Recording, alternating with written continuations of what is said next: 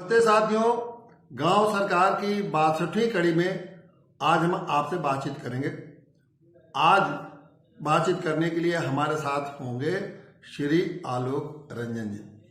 श्री आलोक रंजन जी उत्तर प्रदेश शासन में मुख्य सचिव के पद पर रहे हैं। इसके साथ ही वो अपने प्रशासनिक अनुभव योग्यता के लिए विख्यात हैं। उन्होंने उत्तर प्रदेश में बहुत सारे नए नए सुधार किए, नए नए विकास के कार्यक्रम चलाए और वे विभिन्न पदों पर रहते हुए उन्होंने एक बहुत महत्वपूर्ण भूमिका निभाई है। और गांव के जो सरकार के बारे में उनकी एक अपनी सोच है, अपनी एक राय है। आज उनसे बात करते हैं इस दृष्टि से कि क्या बात है कि गांव सरकार संविधान में व्यवस्था होने के बावजूद भी उसको लागू नहीं किया जा रहा है, क्या अड़चनें आ रही हैं और इसके लिए कौन लोग जिम्मेदार हैं। क्या गांव सरकार कभी बन भी पाएगा कि नहीं, या गांव सरकार का ये संविधान में जो व्यवस्था दी गई है उस व्यवस्था एक तरह से निरर्थक व्यवस्था है। तो इन बहुत सारे अन्य इससे जुड़े हुए विषयों पर हम उनसे बातचीत करेंगे और जानते हैं कि देखिए क्या कहते हैं आलोक रंजन जी। नमस्ते साथियों, गांव सरकार की 62वीं कड़ी में आज हम आपसे बातचीत कर रहे हैं।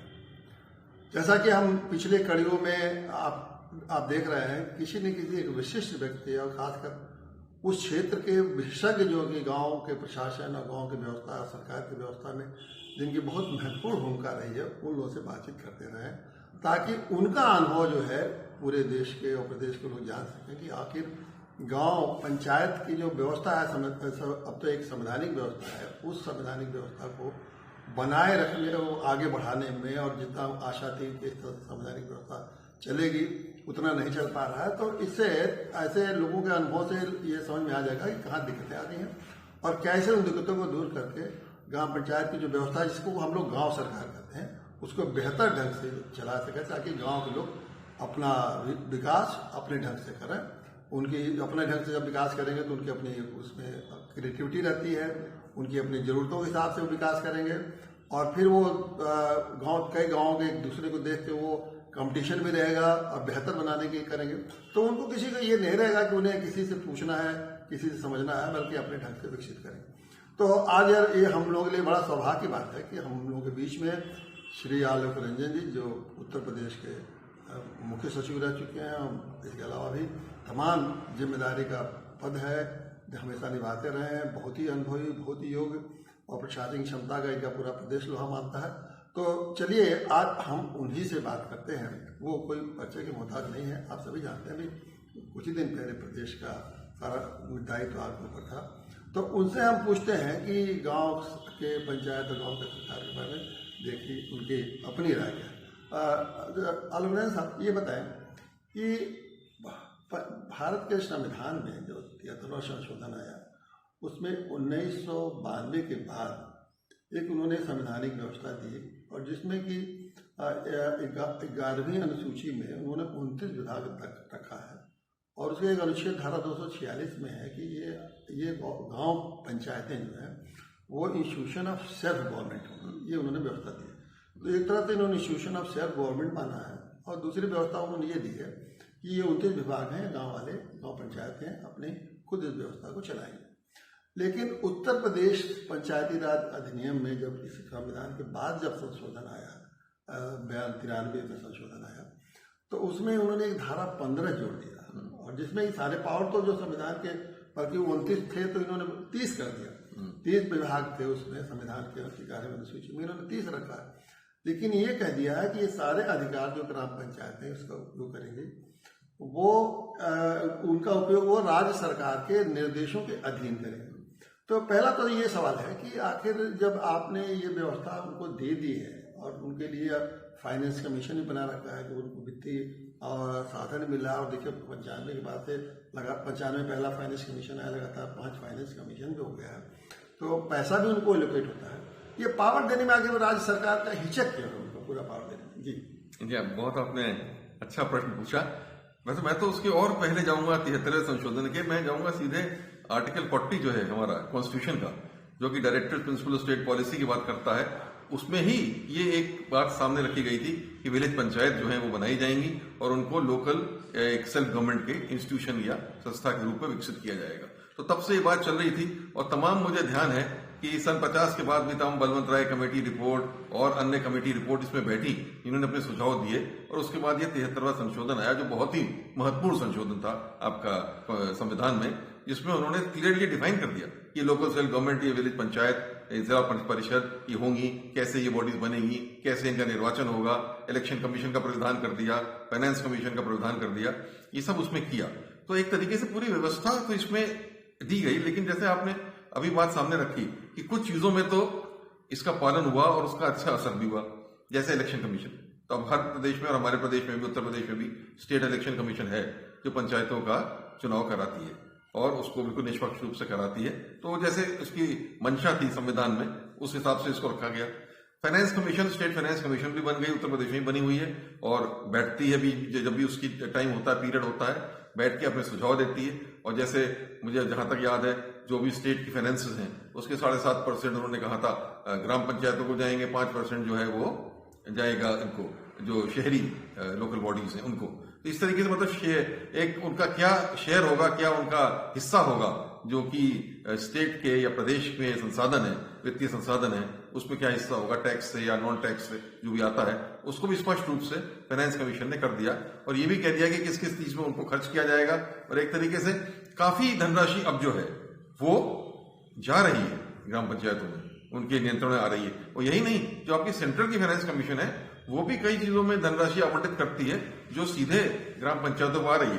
तो आज के दिन में ये बात तो है कि धनराशि तो उपलब्ध है, लेकिन जैसे कहा कि अगर सच्ची मायने में लोकल सेल्फ गवर्नमेंट को आप करना हो तो आपको 3 चीजें देनी पड़ेंगी, फंड्स, फंक्शंस एंड फंक्शनरीज, ये कहा जाता है। मतलब पैसा दें, फिर आपको उनको कुछ काम दें जो विशेष डिपार्टमेंट हो या काम हो कि ये काम आपका दायित्व है, वो उनका निर्धारित करें, और साथ ही साथ उस काम को करने के लिए कर्मचारी या अधिकारी उनके नियंत्रण में दें।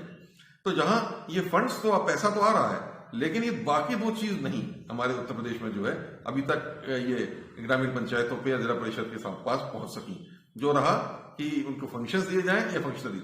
आपने बहुत अच्छा कहा कि 29 के बजाय 30 उन्होंने ऐसे काम दे दिए जो कि उनको करने थे, जबकि संविधान में 29 काम आवंटित करने की बात कही गई थी। लेकिन ये कह दिया कि ये प्रदेश सरकार के अधीन इस कामों को किया जाएगा। तो एक तरीके से प्रदेश सरकार ने पूरा नियंत्रण जो है अपने हाथ में रख लिया।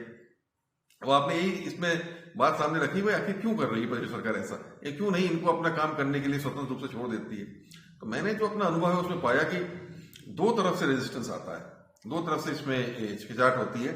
एक तो सबसे पहले मैंने देखा कि राजनीतिक स्तर पे भी इसमें जो है वो हिचकिचाहट इसलिए रहती है कि जो हमारे MLA जो निर्वाचित होकर आते हैं, लेजिस्लेटिव असेंबली के, विधानसभा के जो निर्वाचित होकर आते हैं, वो लोग भी नहीं चाहते कि हम अपने अधिकार क्षेत्र को कुछ कम होने दें, क्योंकि उनको लगता है कि ग्राम पंचायतें अपना धनराशि लेके और अपने सब लेके सारा काम करने लग जाएंगी तो उनकी शायद आवश्यकता ही वो महसूस नहीं करेंगे, या उनके पास उतने लोग नहीं आएंगे समस्याओं को लेके, या बात सामने नहीं आएगी। तो वो भी कुछ ये अधिकार ग्राम पंचायतों को या जिला परिषद को देने में मैंने ये पाया है अपने अनुभव में, उनको हिचकिचाहट होती है। और दूसरी तरफ हम अधिकारी लोगों की तरफ से भी बात आती है, जो ब्यूरोक्रेसी है, कहीं ना कहीं ब्यूरोक्रेसी को लगता है कि हमें अधिकारों में कहीं कमी ना आ जाए।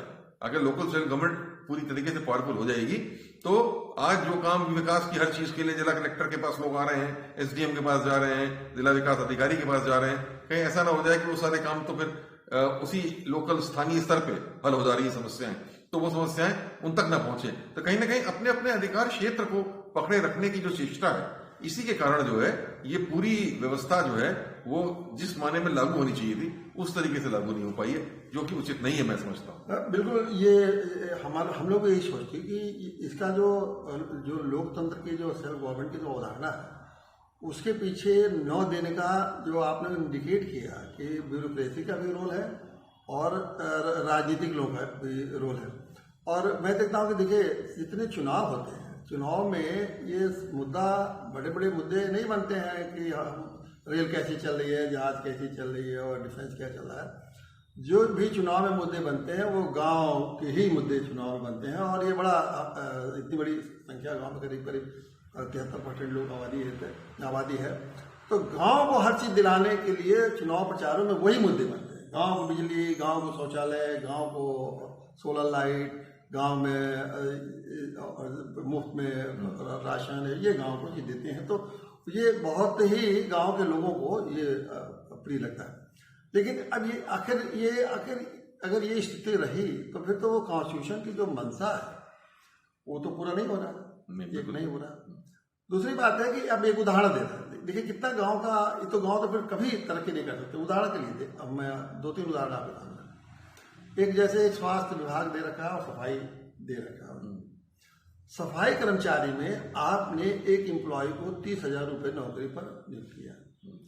अब एक गांव को 30,000 रुपये में देने वाला एक कर्मचारी पूरे गांव की क्या सफाई कर सकता है? एक तो 30,000 रुपये पाएगा, वो अपने को बड़ा आदमी समझेगा, वो झाड़ू तो लगाएगा नहीं।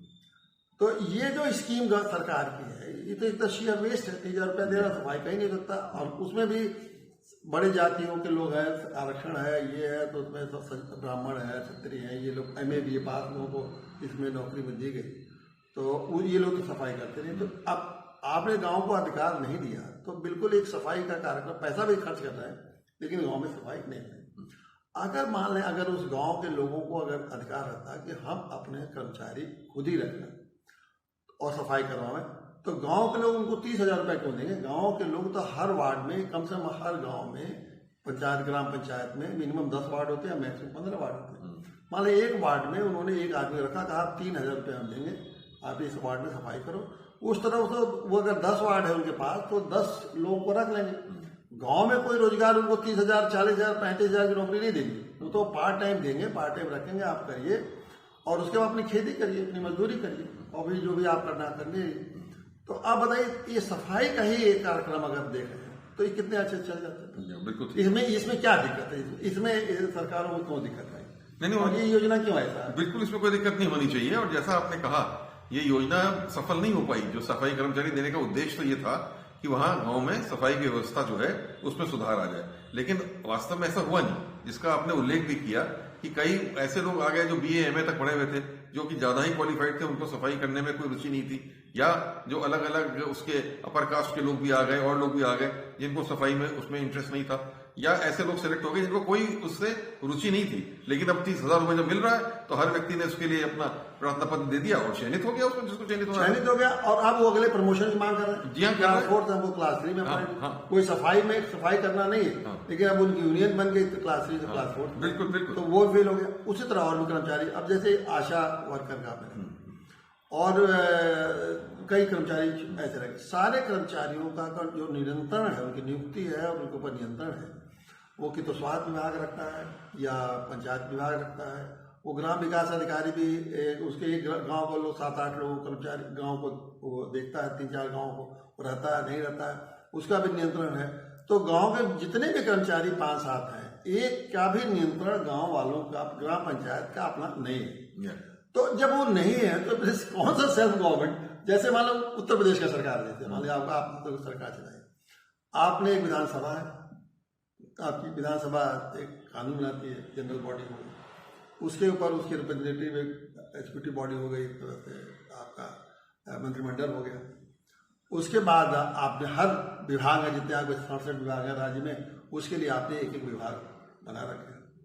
ग्राम पंचायत में भी बिल्कुल लगभग ऐसी व्यवस्था है, जैसे कि उन्होंने गांव सभा है, वो आपकी, क्योंकि गांव सभा 1000-2000 लोगों की होती है, इसलिए कोई बहुत बड़ी बॉडी नहीं है, तो उसके लिए रिप्रेजेंटेटिव रखें, जैसे विधानसभा के लोग चुन के आते हैं, तो वो एक जनरल बॉडी हो गई। उस जनरल बॉडी के बाद जो इलेक्टेड मेंबर्स हैं हर वार्ड से आते हैं, वही तो मंत्रिमंडल है। ये तो पहली एक डेमोक्रेटिक बॉडी है जिसमें मंत्रिमंडल भी इलेक्टेड है, वो सब वार्डों से चुन के आते हैं, वो उनका मंत्रिमंडल है। लेकिन ग्राम पंचायतों को आपने विभाग नहीं दिया जिनके माध्यम से वो अपने मंत्रिमंडल को ये फैसला ले, तो किसके माध्यम से काम कराएंगे? यहाँ तो आपने राज्य में आपने सब विभाग रखा है, आप कोई निर्णय देते हैं उस आदेश को ग्रास रूट तक उस विभाग जाके उनको पालन करता है। तो इस व्यवस्था में क्यों नहीं सोचा गया कि उनका भी एक मंत्रिमंडल होना चाहिए? मुझे वो उनका भी विभाग, 29 विभाग है तो 29 विभाग तो के में 2-2, 4-4 लोग होना चाहिए। बिल्कुल, अवधारणा यही थी। उस अवधारणा इस संशोधन की यही थी कि पूरी एक ग्राम सभा एक जनरल असेंबली की बॉडी होगी, फिर उसमें जो सदस्य होंगे उनको अलग अलग जिम्मेदारियां या दायित्व सौंपे जाएंगे। लेकिन मैं तो जैसे मैंने पाया, अपना अनुभव मैं आपसे बात करना चाहूंगा कि ग्राम प्रधान के पास तो काफी अधिकार होते हैं, लेकिन जो उसके सदस्य होते हैं वो तो ऐसे आप देखिए उनके पास तो कोई ना अधिकार है ना कोई काम ही रह जाता है। जबकि आपने सही कहा, ऐसा होना चाहिए कि एक सदस्य शिक्षा देखे, एक सदस्य स्वास्थ्य देखे, एक सदस्य समाज कल्याण देखे, एक सदस्य पानी की व्यवस्था देखे। अगर इस तरीके से उनमें विभाग आवंटित हो जाए तो उनको जिम्मेदारी भी मिल जाएगी और उनको अगर उसके लिए अधिकार मिल जाएंगे काम करने के, उनके साथ उसके कर्मचारी जुड़ जाएंगे, तो ऐसा कोई इसमें कोई संदेह नहीं कि वो बेहतर काम जो है वो गांव के स्तर पर करा देंगे। लेकिन क्या है कि कहीं ना कहीं एक ये भावना है कि हम उनसे बेहतर जानते हैं। ये एक ऐसी भावना अधिकारियों में भी है और हमारे प्रदेश स्तर पे हमारी जो गवर्नमेंट होती है, सरकार होती है, इलेक्टेड लोग होते हैं, उनमें भी है कि अरे वहां बहुत भ्रष्टाचार है, अरे वो लोग उतना काम करना नहीं जानते, वो लोगों को अगर हमने छोड़ दिया तो वो धनराशि का दुरुपयोग कर देंगे या वो ये काम नहीं करा पाएंगे। तो इस तरीके की भावना है, जबकि ये मैं समझता हूँ उचित नहीं है ऐसी भावनाएं रखना। अगर उनको मौका दिया जाएगा तो वो करके दिखाएंगे, क्योंकि वो गांव की समस्याओं से पूरी तरीके से अवगत है, वहीं रहते हैं, उनको गांव के लोगों की तरफ दायित्व है। वो जो भी काम करेंगे गांव के लोग उनसे सवाल पूछेंगे कि आपने क्या काम किया, क्या नहीं किया। यही तो प्रजातंत्र है। प्रजातंत्र ऐसे ही चलता है कि आप काम करते हैं, विपक्ष भी होता है या जिनके लिए काम करते हैं वो आपसे सवाल पूछते हैं, तो उस तरीके से नियंत्रण अपने आप में आ जाएगा। और ये मानना कि भ्रष्टाचार वहां ज्यादा हो जाएगा और ऊपर भ्रष्टाचार कम है, मैं समझता हूँ ये भी गलत सोच है। भ्रष्टाचार तो ये ऐसी चीज है कि अपनी इंडिविजुअल है, अपनी अपनी चीज है, किसी भी स्तर पर भ्रष्टाचार हो सकता है, ये तो व्यक्ति के ऊपर है या उसके ऊपर है। तो ये कहना है कि गांव पंचायत के लोग या वो लोग ज्यादा भ्रष्टाचार कर देंगे या वो, तो ये उचित नहीं है समझना। तो ग्राम पंचायत सदस्यों को अधिकार देना, विभाग देना, ये इसमें कोई दिक्कत नहीं होनी चाहिए। लेकिन खाली नाम रख देने से फायदा नहीं है कि कहते आप शिक्षा देखो, अब उसके कोई अधिकारी नहीं है स्कूल के ऊपर या मास्टर के ऊपर या हेडमास्टर के ऊपर या बच्चों की पढ़ाई से कोई मतलब ही नहीं कर सकता वो, तो वो शिक्षा क्या दे देगा? कहीं ना कहीं उसको कुछ ना कुछ अधिकार क्षेत्र तो देना ही पड़ेगा कि भाई ये तुम काम देखोगे, ये तुम्हारा अधिकार है। अच्छा, मैं आपको बताऊं, ऐसा नहीं है एक बार उत्तर प्रदेश में प्रयत्न नहीं किया गया। मुझे भी अपनी सर्विस में याद है कि इस संबंध में पहले तो बड़ी कमेटियां बैठी थी, एक जगमोहन लाल बजाज की कमेटी बैठी, एक भोलानाथ तिवारी जी की कमेटी बैठी, और उन लोगों ने काफी कुछ सुझाव इस संबंध में दिए और वो रिपोर्टें पड़ी हुई है शासन में इस समय। उसके बाद जब माननीय कल्याण सिंह जी माननीय मुख्यमंत्री थे तो मैं भी उनके उसमें सचिव के रूप में था मुख्यमंत्री जी के, तो मुझे याद है उस समय ये व्यवस्था लागू की गई। एक बार उन्होंने हिम्मत करी कि इसको लागू करेंगे, बल्कि ये गांव के लिए मल्टीपर्पज वर्कर का एक आइडिया, एक नया पद भी दिया गया था कि एक वर्कर होगा जो गांव के पूरे नियंत्रण में रहेगा, जो सारी इन चीजों को भी वहां देखेगा। लेकिन वो व्यवस्था 2-3 साल बाद एकदम से ध्वस्त हो गई, और वो इसलिए ध्वस्त हो गई कि जैसे उदाहरण दूं आपको शिक्षा का ही, जहां शिक्षा की बात आई तो जो शिक्षक था उसने कहा हम तो भाई प्रदेश स्तर से चयनित होकर आते हैं, तो हमारा नियंत्रण तो विभाग का नियंत्रण होना चाहिए, हम गांव के पंचायत के नियंत्रण में काम नहीं करेंगे। तो उन्होंने ये बिल्कुल उस करने से इनकार कर दिया। और इसी तरीके से और जैसे ट्यूबवेल ऑपरेटर थे, उन्होंने कह दिया हम तो अपने ट्यूबवेल विभाग के हैं, और आशा वर्कर से उन्होंने कह दिया हम तो अपने स्वास्थ्य विभाग के हैं। तो मतलब ये आया बात कि वो अपने विभाग के उसमें रहना चाहते थे और ग्राम पंचायत के नियंत्रण में हिचकिचाते हैं या अपनी उसमें समझते हैं कि हम उनका कुछ स्तर नीचे हो गया उससे, या क्या बात हो गई, या लगता है कि ज्यादा कठोर नियंत्रण हो जाएगा जो लोग उनके काम को वहां देखेंगे।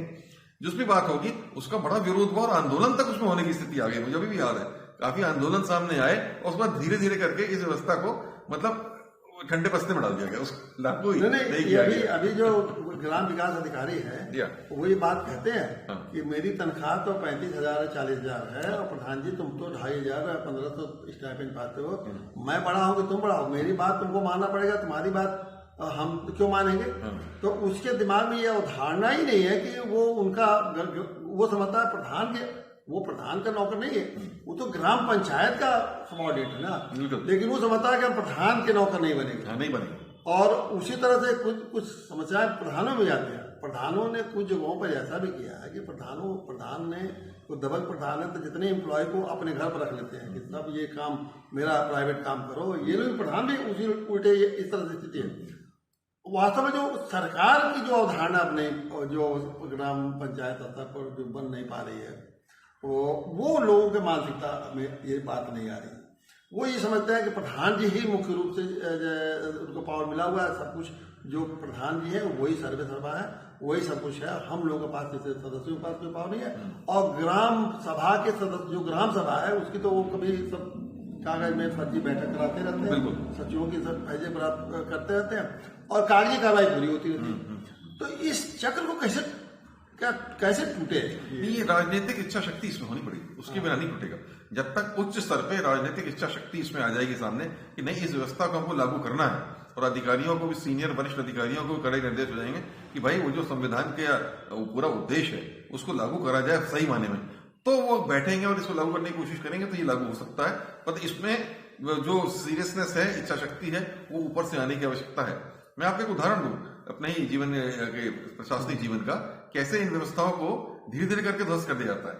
मुझे याद है कि 1982 में मैं नया नया एसडीएम था उस समय, नई व्यवस्था एक आई थी जिला योजना की, जिला योजना बने, और उसमें कहा गया था कि पहले ग्राम सभा अपनी योजना बनाएगी, उसके बाद विकास खंड उस अपने ग्राम सभाओं की योजनाओं को संकलित करेंगे, उसके बाद जिले स्तर पर वो योजनाएं संकलित होंगी, संकलित होने के बाद वहां एक वो उसमें सारे जनप्रतिनिधि भी बैठेंगे, और होने के बाद फिर वो प्रदेश स्तर पे आएगी, और प्रदेश में जो बजट आवंटित होता है या जो पूरा प्लान बनता है उसमें 30% कम से कम ये हुआ कि धनराशि इन लोगों के कहने के अनुसार खर्च की जाएगी। अरे बड़ा उत्साह था शुरू में जब हुआ, हमको भी याद है, हम भी जिले में थे, बड़े उत्साह से काम किया, बड़े बैठकें करी ग्राम सभाओं की, मंडलों की, विकास खंडों में जा जाके जिला योजना बनाई। ऐसा हमको लगा कि पैसा जिले में आएगा और हम लोग जिले के लिए उस पर खर्च कर पाएंगे।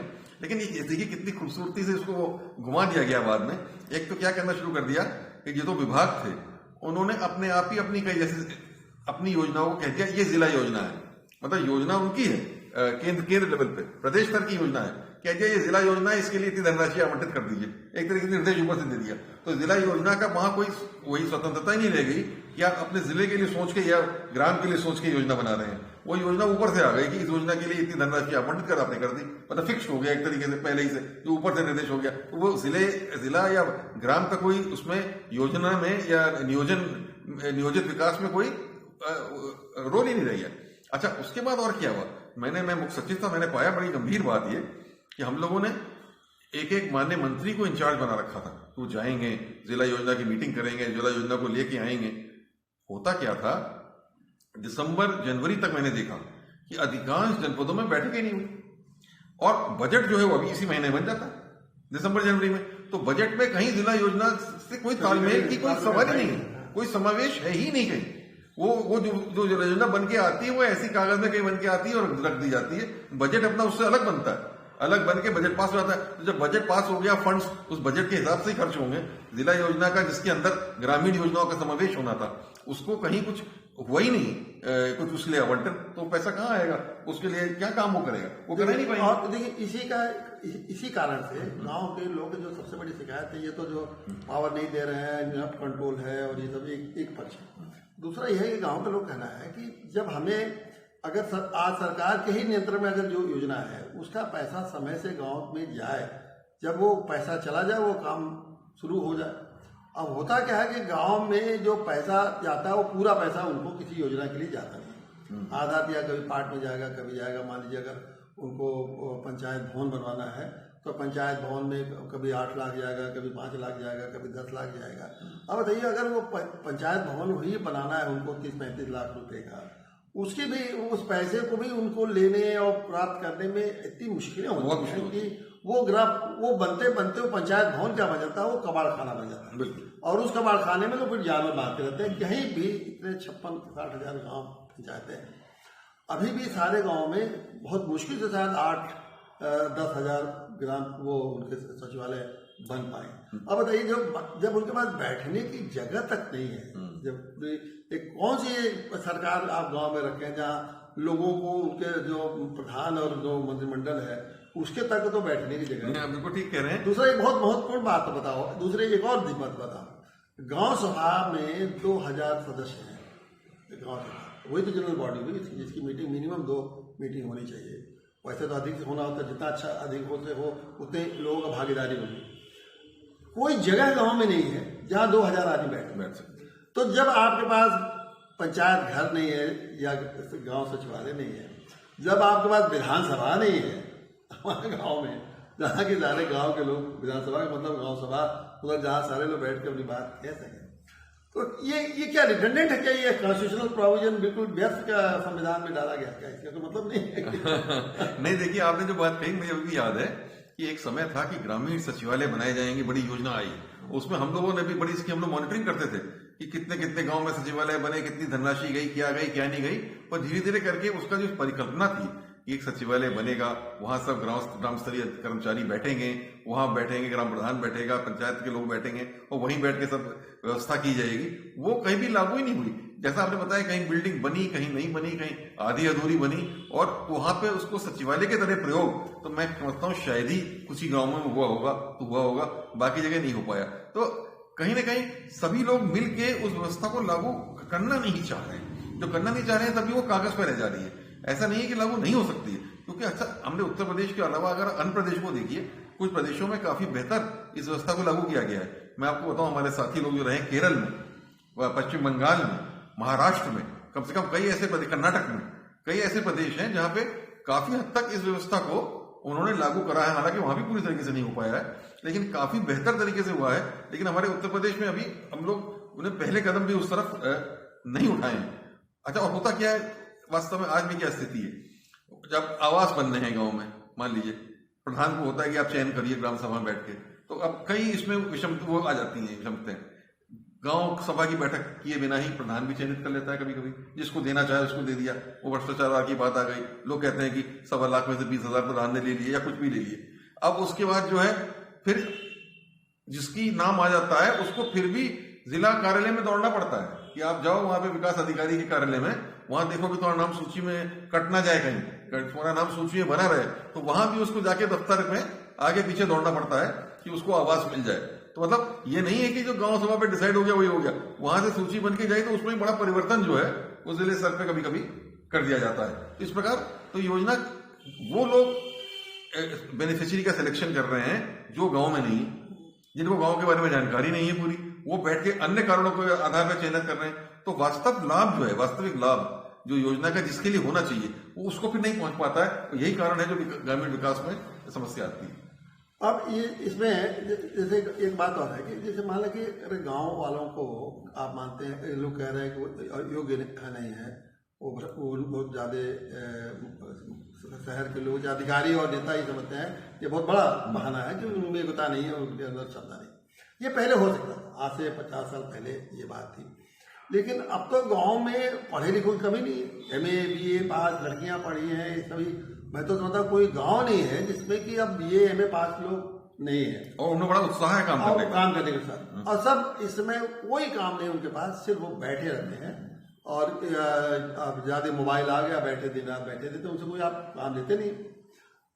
दूसरी बात यह है कि जब उनको आप काम देंगे आप, तो वो नहीं जिस काम को कर लेंगे उसको आप विशेषज्ञ दे दीजिए। आप जैसे उनको, जैसे किसी स्वास्थ्य के हम मान लीजिए स्वास्थ्य के, आज गांव में स्वास्थ्य का अपना कोई इंफ्रास्ट्रक्चर नहीं है। जो है आपने कहा कि मेरे हॉस्पिटल है, PSC है। अब मान लीजिए अगर हम स्वास्थ्य का गांव को दे दें तो स्वास्थ्य में अब ये जो टेस्ट करने वाली मशीनें हैं, अब मुश्किल कोई 1,000 में मिले हैं, कोई 1,500, कोई ब्लड प्रेशर वाली 1,000 की है, शुगर टेस्ट करने वाली 1,500 की है, EGC मशीन 30-35,000 की है, और ब्लड टेस्ट करने वाली मैक्सिमम सबसे महंगी मशीन वो भी 3-4 लाख की है।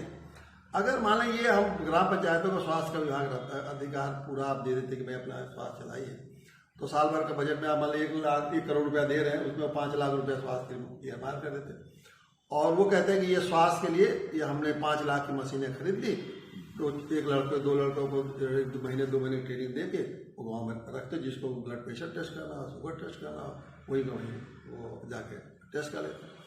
महीने हफ्ते भर में प्राइवेट डॉक्टर को हर संडे को बुलाता, उनको 2,000-3,000 रुपया हफ्ते में देता, वो आते हैं डॉक्टर साहब प्राइवेट सबको एक जनरल चेकअप करते।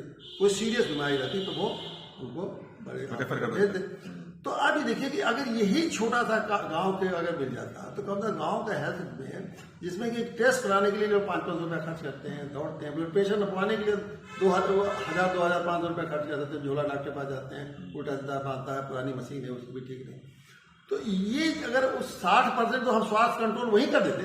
हाँ, अब हम स्वास्थ्य में इतना बजट, स्वास्थ्य से ज्यादा बजट तो मैं समझता हूँ इसमें कुछ बात, तो स्वास्थ्य में इतना बजट जाएगा, सारा का सारा बजट हो जाएगा। लेकिन ये गांव का अगर स्वास्थ्य का इतना छोटा सा एक कार्यक्रम मान लीजिए, अगर हम उनको अधिकार दे दें और इस तरह गाइडलाइन दें, बिल्कुल, और वो और किसी डॉक्टर को, हमको तो आपको देने की जरूरत नहीं है, गांव वाले खुद ही डॉक्टर साहब से कांटेक्ट करेंगे, और डॉक्टर साहब हो सकता गांव के ही डॉक्टर हो, वो आएंगे, 2,000 पाएंगे, उनका कंपाउंडर आएगा 5,000 पाएगा, 4 घंटा बैठेंगे, और मुश्किल से मैं तो समझता हूँ 3-4 संडे के बाद इतने कम मरीज हो जाएंगे, किसी को छोटा सा किसी ब्लड प्रेशर के नाते दवाई मिल गई, फिर शायद वो बीमारी एकदम नहीं रही। अच्छा, हालत क्या है कि इनके नाते न होने के नाते वो ट्रैप हो रहे हैं, और दलाल तमाम लोगों से उल्टे सीधे पैसे लेते हैं, उनसे दवाई लेते हैं।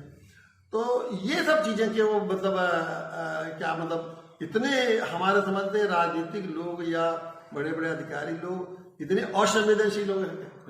मतलब ये आपने जो बात कहा कि ये हो क्या रहा है इससे कि ग्राम के लोगों का शोषण हो जा रहा है, क्योंकि गांव की व्यवस्था को हम अधिकार नहीं देना चाहते हैं, लेकिन जो प्रशासनिक व्यवस्था जो प्रदेश स्तर से जिले स्तर से हो रही है वो वहां तक पहुंच नहीं पाती है। तो पहुंच नहीं पाती है तो जैसे स्वास्थ्य का आपने उदाहरण लिया, तो कहाँ जाए आदमी, कहाँ जाए अपने टेस्ट कराने, कहाँ जाए इलाज कराने, किसके पास जाए?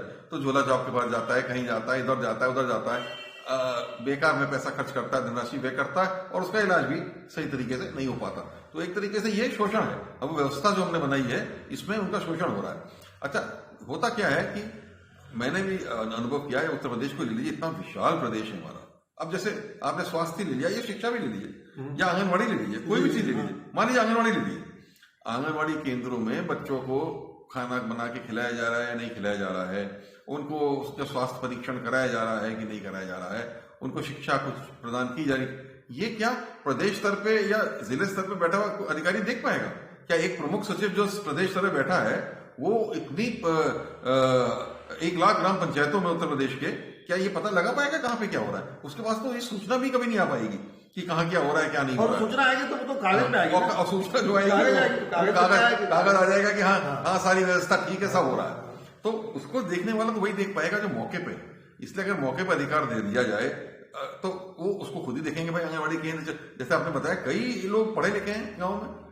मेरा अपना अनुभव है कि लड़के और लड़कियां इतना उत्साह है उनके अंदर, इतना उत्साह। मैंने साक्षरता कार्यक्रम कराया था आगरा में जब मैं जिलाधिकारी था, पूरा स्वयं सेवक से कराया था, और गांव के नवयुवक 12वीं पास लड़के लड़कियों को मैंने उसमें अपना वॉलंटियर बनाया था, और उन्होंने क्लासेस खोल के 15 से 45 वर्ष के लोगों को सबको पढ़ा के साक्षर कर दिया था। तो मैंने देखा था बड़े उत्साह से काम कर रहे थे वो, बहुत उनके अंदर ऊर्जा शक्ति थी।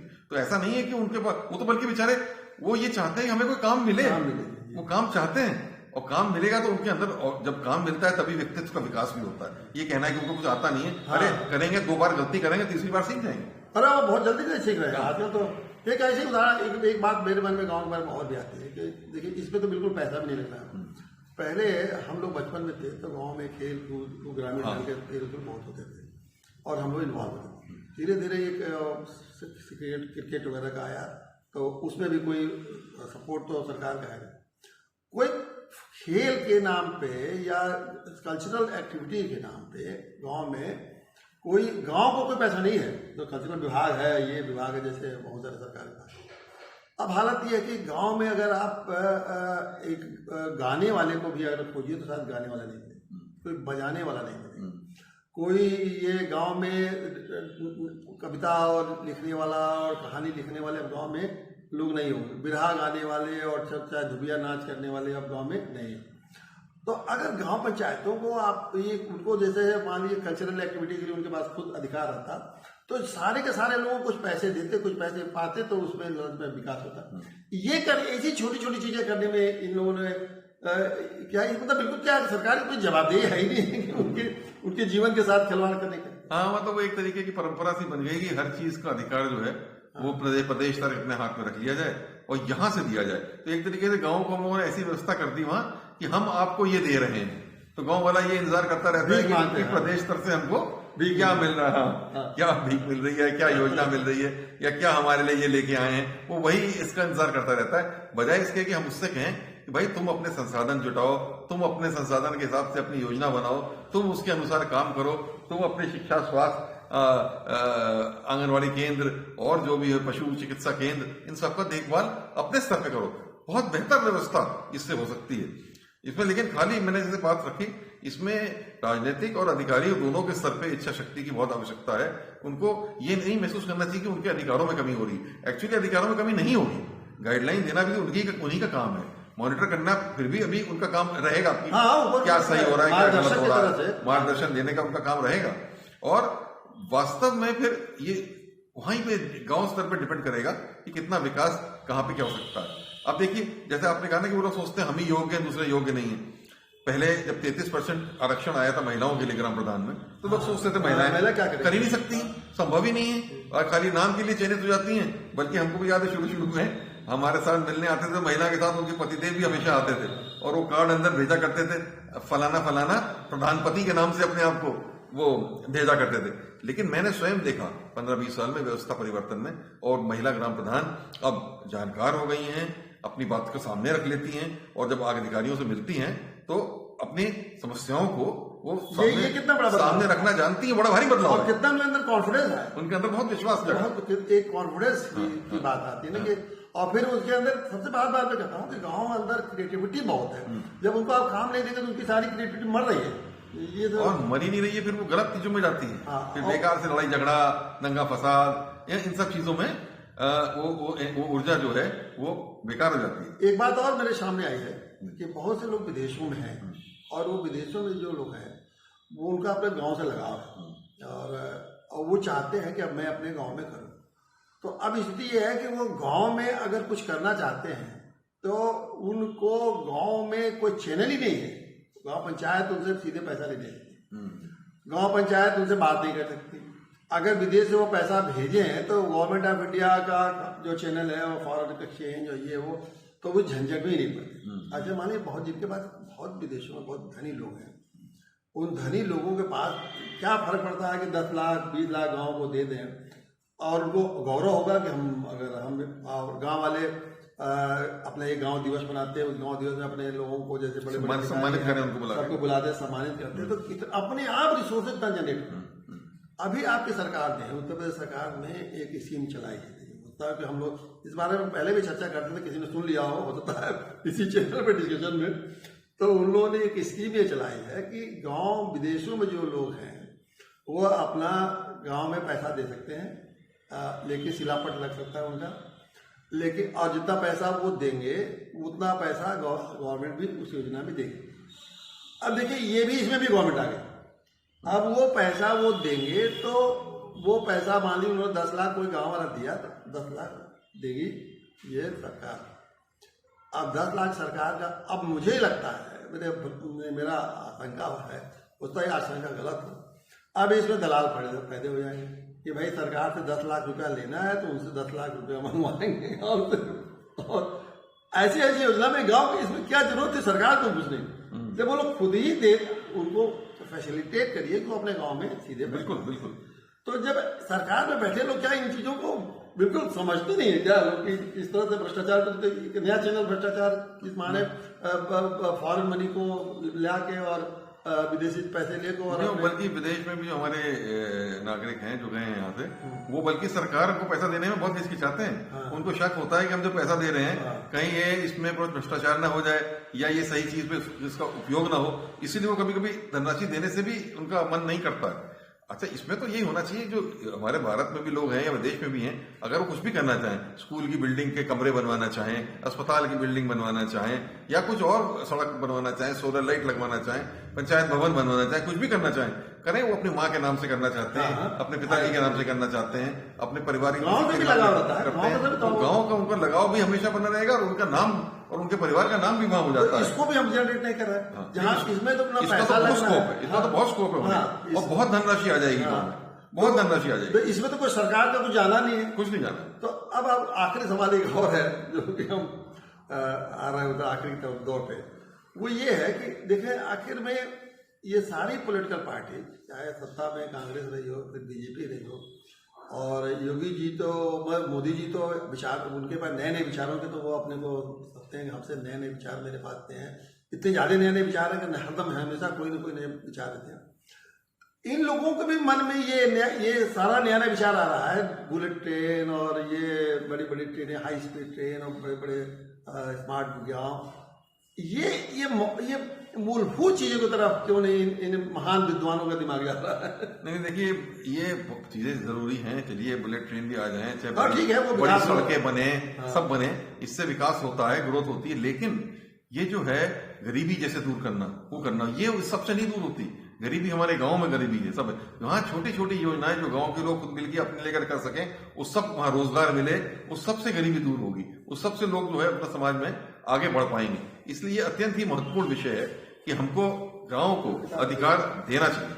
गांव को अधिकार देना अत्यंत ही आवश्यक है। गांव पंचायतों को, गांव सभा को, गांव पंचायत के सदस्यों को और जिला परिषद को, ये सब एक ऐसी व्यवस्था होनी चाहिए लोकल सेल्फ गवर्नमेंट की, जो तीसरा टियर है, इसको सही मायने में काम करना चाहिए, तभी वास्तविक विकास जो है वो हो पाएगा। देखिए, अच्छी चर्चा हुई, लेकिन एक चर्चा एक और बची है, उसमें करना है। अभी आलोक रंजन साहब ने एक पुस्तक लिखी है, making a difference, the IAS as a career. तो ये किताब, ये देखिए, ये है, आपको देख लीजिए, आपकी किताब है। तो इस किताब में मैं कुछ सवाल अपने आप को मैं पूछूंगा किताब के बारे में। और आप जैसे चीफ सेक्रेटरी रहे और उन्होंने बहुत सारी उनके अंदर गवर्नेंस में क्या क्या दिक्कतें आई, कैसे किया, कितना डेवलपमेंट में क्या आपकी भूमिका रही, कैसे दिक्कतें आती हैं हमेशा एक अधिकारियों को। आप हर आदमी समझता है कि अधिकारियों को कोई दिक्कतें नहीं आती हैं, उनके पास पावर रहता है, जो सब कुछ कर सकते हैं, लेकिन नहीं, अधिकार होने के बाद भी काम कराना उनके लिए बहुत मुश्किल होता है। एक्सिक्यूशन का वर्क उनका जो मुख्य रहता है, वैसे पॉलिसी मेकिंग भी करती है, लेकिन जो एक्सिक्यूशन का वर्क रहता है वो बहुत मुश्किल काम होता है, उसमें बड़ी बड़ी दिक्कतें आती हैं। और सबसे बड़ी दिक्कत ब्यूरोक्रेट के सामने, जो जितना सीनियर ब्यूरोक्रेट होता है, वो उसके कन्फ्रंटेशन होता है पॉलिटिशियन में सभी योग्य नहीं होते हैं। बहुत सारे पॉलिटिशियन बिल्कुल अनपढ़ हैं, गंवार टाइप के, हम तो गंवार मैं कह सकता हूँ। और मैं जानता हूँ कि उनका वेस्टेड इंटरेस्ट होता है हर चीज़ में, वो हर चीज़ में अपना ही इंटरेस्ट क्या है, बस वहीं तक उनका नजरिया जाता है। तो मैं आलोक साहब से कहूँगा कि अपने जरा इस मेकिंग ए डिफरेंस पे जाता था। नहीं, ये जो किताब मैंने लिखी मेकिंग ए डिफरेंस, ये अपने अनुभव के आधार पे मैंने सुशासन के क्या सिद्धांत हो सकते हैं, इनको उजागर करने का प्रयास किया इस किताब के माध्यम से। और इसमें अपने 38 साल के सर्विस करियर के मैंने अनुभवों का इस्तेमाल किया है, जिससे कि बेहतर प्रशासन कैसे दिया जा सके, बेहतर सेवाएं जो हैं वो आम नागरिक को इस तरीके से दिया जा सके। और मेरा ये मत है कि जैसे IAS सेवा भी है, उसका महत्व तभी तक है अगर वो बेहतर काम करके दिखा सके, पब्लिक के लिए, आम नागरिकों की सेवा में काम कर सके, तभी उसके लिए कोई भविष्य, उसके लिए कोई औचित्य है। अदरवाइज उस सेवा का अपने आप में कोई औचित्य नहीं रह जाता अगर वो इस तरीके की समस्याओं का समाधान न कर सके। इसमें मैंने देखिए ये बात सामने रखी है कि पॉलिटिकल एग्जीक्यूटिव को भी और जो पॉलिटिशियन है और अधिकारी, इनको तालमेल के साथ काम करना प्रजातंत्र में बहुत आवश्यक है। मैंने कहा है कि गाड़ी के 2 टायर की तरह हैं, और अगर साथ मिलकर जब काम करेंगे तो सही माने विकास होगा। लेकिन कहीं अगर खींचातानी आती है या आपस में कोई दिक्कतें आती हैं किसी भी स्तर पे, एक तरफ से या दूसरी तरफ से या दोनों तरफ से, तो विकास की गति जो है वो धीमी हो जाती है, या विकास की गति जिस तरीके से लागू होना चाहिए उस तरीके से नहीं हो पाती है। तो ये सुशासन बहुत आवश्यक है, और उसके लिए बहुत कोशिश करके नए नए तरीके सोचने की आवश्यकता है। और जो आज का विषय है, गांव की ओर ले जाना शासन को, प्रशासन को, मैं समझता हूँ सुशासन का सबसे अहम बिंदु ये बन सकता है कि किस प्रकार ये मेकिंग अ डिफरेंस वाली बात जो है, एक समाज में परिवर्तन लाने वाली बात, समाज में परिवर्तन इस तरीके की व्यवस्था अगर हम ले आए तो अवश्य आ जाएगा। देखिए, बहुत कितनी अच्छी बात, वार्ता कितने अच्छे नोट से समाप्त हुई है कि ये मैं समझता हूँ कि ये जो मेकिंग ए डिफरेंस वास्तव में ये इतने दिन का अनुभव आपने जो लिखा है, अगर ये इस गांव सरकार का व्यवस्था अगर अधिकारी उस पर ध्यान दें तो निश्चित रूप से ये मेकिंग ए डिफरेंस हो जाएगा, क्योंकि फिर वो बड़ा योगदान बहुत हो जाएगा। ये अपने सारे जो आपके IAS अधिकारी इस समय कहीं जिला में है, कहीं कमिश्नर है, उनको कहिए क्या गांव सरकार के बारे में उनको जरा ध्यान देना। नहीं, बिल्कुल देना चाहिए, बिल्कुल देना चाहिए। मैं कोशिश करूंगा, अपील करिए आप। मैं अपील करना चाहूंगा आपके इस माध्यम से कि जो भी हमारे अधिकारी हैं, IAS अधिकारी हैं, PCS अधिकारी हैं, अन्य टेक्निकल विभाग के अधिकारी हैं, जो लोग काम कर रहे हैं, वो ये समझें, ये ना समझें कि गांव में लोगों को जानकारी नहीं है। गांव के लोगों को बहुत जानकारी है, बहुत उत्साह है, बहुत इच्छुक है वो काम करने के लिए। उन पर विश्वास रखें, उनको अधिकार दें, उनको धनराशि उपलब्ध कराएं और उनको कार्य करने की स्वतंत्रता दें कि अपना सुनियोजित विकास वो खुद कर सकें। आप देखिएगा वो परिवर्तन स्वयं ले आएंगे। बहुत बहुत धन्यवाद, बहुत अच्छा लगा, इतना अच्छी वार्ता हुई। आज मैं समझता प्रदेश के लोग बहुत ही धन्यवाद अपने को खुश होंगे कि एक बहुत ही अनुभवी और बड़े योग्य प्रशासक की बात उन्होंने सुना, और जिन्होंने गांव की सरकार के बारे में अपना हर तरह का इस परिवर्तन के लिए अपना हर तरह का सहयोग देने के लिए कहा, और सबसे अपील भी की कि सब लोग मिलकर गांव सरकार बनाने में काम करें। बहुत बहुत धन्यवाद। धन्यवाद।